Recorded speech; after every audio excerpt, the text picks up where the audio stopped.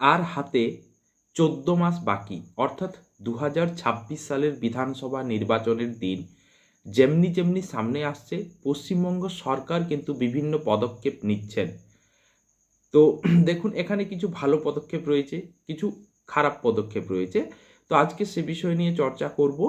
তো দেখুন, মূল্যবৃদ্ধির বর্তমান পরিস্থিতি কিন্তু আকাশ ছোঁয়া, অর্থাৎ প্রতিটি জিনিসের দাম হু হু করে বাড়ছে, যেখানে কিন্তু মধ্যবিত্তদের টিকে থাকা প্রায় মুশকিল হয়ে পড়ছে। এখানে যেহেতু ডারউইনের থিওরি, অস্তিত্বের জন্য সংগ্রাম, তো বেঁচে থাকতে গেলে তো লড়তেই হবে। তো সেই পরিস্থিতিতে বিভিন্ন দপ্তরের যারা চুক্তিভিত্তিক কর্মচারী রয়েছে, তারা কিন্তু সেই অস্তিত্বের জন্য সংগ্রাম করছে। তাদের ব্রেড অ্যান্ড বাটার, রুজি রোজগার, তাদের একমাত্র ভরসা সেই চুক্তিভিত্তিক কাজ। তো যার পরিপ্রেক্ষিতে তারা তাদের দিনক্ষণ গুনছে যে কবে মাস শেষ হবে। মাসের শেষে সেই তো হাতে গুটি কয়েক টাকা। তো এই টাকাতে তাদের কিভাবে সংসার চলবে, কিভাবে তাদের ছেলে মেয়েদের ভালো এডুকেশন হবে। তো এই মূল্যবৃদ্ধির বাজারে পশ্চিমবঙ্গ সরকার কিন্তু বিভিন্ন দপ্তরের কর্মচারীদের বেতন বাড়াচ্ছেন। তো যাই হোক, আজকে এই বিষয় নিয়ে চর্চা করব। যদি আপনি চ্যানেলে নতুন হয়ে থাকেন, অবশ্যই কিন্তু চ্যানেল সাবস্ক্রাইব করে নেবেন। আর যদি এই ধরনের নিত্য নতুন আপডেট পেতে, আর যদি কোনো ভিডিও পাঠাতে চান, অবশ্যই কিন্তু ডেসক্রিপশন বক্সে হোয়াটসঅ্যাপ নাম্বার দেওয়া থাকবে, আপনি কল করে নেবেন বা হোয়াটসঅ্যাপে আপনি ভিডিও পাঠাতে পারেন। তো দেখুন, মূল্যবৃদ্ধির বাজারে বিভিন্ন দপ্তরের কর্মচারীদের বেতন কিন্তু মমতা বন্দ্যোপাধ্যায় সরকার বাড়াচ্ছেন। তো বেশ কিছু দপ্তরের কর্মচারী তারা কিন্তু ব্রাত্য থেকে যাচ্ছেন। এক্ষেত্রে সবচেয়ে বেশি অ্যাফেক্টেড হচ্ছে কারা?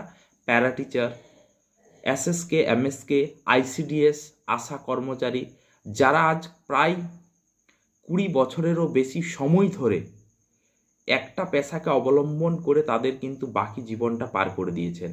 এই সব কর্মচারীরা সবচেয়ে বেশি ব্রাত্য হচ্ছেন, এখান থেকে কিন্তু বাদ থেকে যাচ্ছে। এছাড়াও পশ্চিমবঙ্গ সরকারের এমন কোনো দপ্তর নেই যেখানে কিন্তু চুক্তিভিত্তিক কর্মচারী নেই।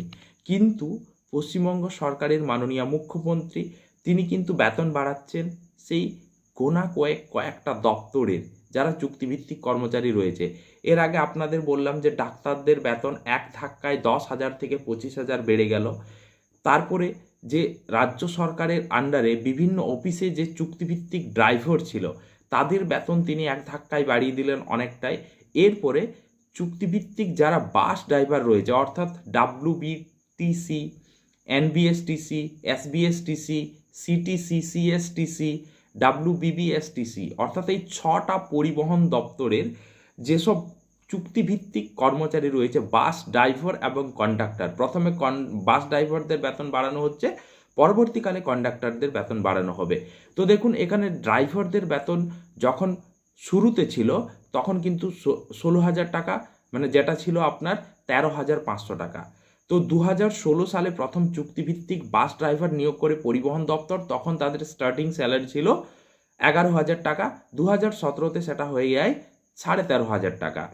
যেখানে কিন্তু একজন প্যারা টিচার দীর্ঘ 22 থেকে 24 বছর চাকরি করে তারা কিন্তু 13,000 টাকা মাইনে পাচ্ছেন। এটা হাই স্কুলের ক্ষেত্রে, প্রাইমারির ক্ষেত্রে 10,000 টাকা।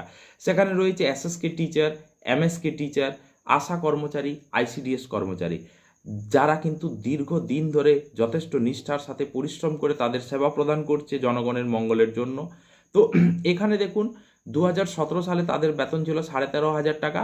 সেই বেতনটা কিন্তু বিভিন্ন ধাক্কায়, যেখানে দেখুন এখানে 5 বছর যদি আপনার অভিজ্ঞতা পূর্ণ হয়ে যায় তাহলে আপনি পাবেন 20,000 টাকা, 10 বছর হলে 25,000 টাকা, 15 বছর হলে 31,000 টাকা, 20 বছর হলে 38,000 টাকা।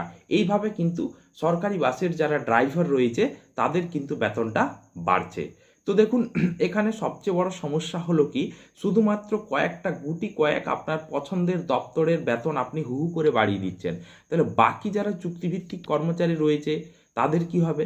কারণ তাদেরও তো পরিবার রয়েছে, তাদেরও তো সংসার রয়েছে, তারা তাদের এই গোনা কয়েক টাকাতে, দেখুন আজ 22 থেকে 25 বছর ধরে 2004 সালে আপনারা প্যারা টিচার শব্দটির নাম শুনেছেন। তো 2004 থেকে 25 হয়ে গেল, প্রায় 24 মানে 20-21 বছর তাদের হচ্ছে। প্রায় 21 বছর তারা তাদের সেবা প্রদান করেছে শিক্ষকতার পেশা, যেখানে তারা সমাজ গড়ার কারিগর। তাদের বেতন কি? আজ 22 বছরে 13,000 টাকা। কিন্তু আপনি 2016 সালে তাদেরকে চুক্তিভিত্তিক হিসাবে নিয়োগ করে আজকে তাদের বেতন 38,000 টাকায় পৌঁছে দিয়েছেন। তো এক্ষেত্রে তাদেরও বেতন কিন্তু মানে হচ্ছে 25 এই যে 13,000 টাকা রয়েছে সেই বেতনটাও কিন্তু সমহারে বাড়া উচিত। অর্থাৎ এখানে দেখুন প্যারা টিচার রয়েছে, এসএসকে রয়েছে, এমএসকে রয়েছে, আশা, আইসিডিএস, প্রাণীবন্ধু, সিভিক পুলিশ, ভিআরপি, হেলথ দপ্তরের কর্মচারী, যারা পৌরসভার চুক্তিভিত্তিক কর্মচারী রয়েছে, ডিআই অফিস থেকে SI office, panchayat, BLRO office, block, DM office, SDO office, এমন কোনো দপ্তর নেই, ইলেকট্রিক অফিস, তো এমন কোনো দপ্তর নেই পশ্চিমবঙ্গ সরকারের যেখানে চুক্তিভিত্তিক কর্মচারী নেই। কারণ পশ্চিমবঙ্গ সরকারের দীর্ঘদিন ধরে নিয়োগ বন্ধ রয়েছে। তো আপনারা দেখেছেন মাস্টারও কিন্তু বর্তমানে সেই মানে হচ্ছে শিক্ষক নেবে রে এইরকম একটা টেন্ডেন্সি, 2,000 টাকার শিক্ষক, কারণ 10 বছর ধরে হাই স্কুলের শিক্ষক নিয়োগ হয়নি।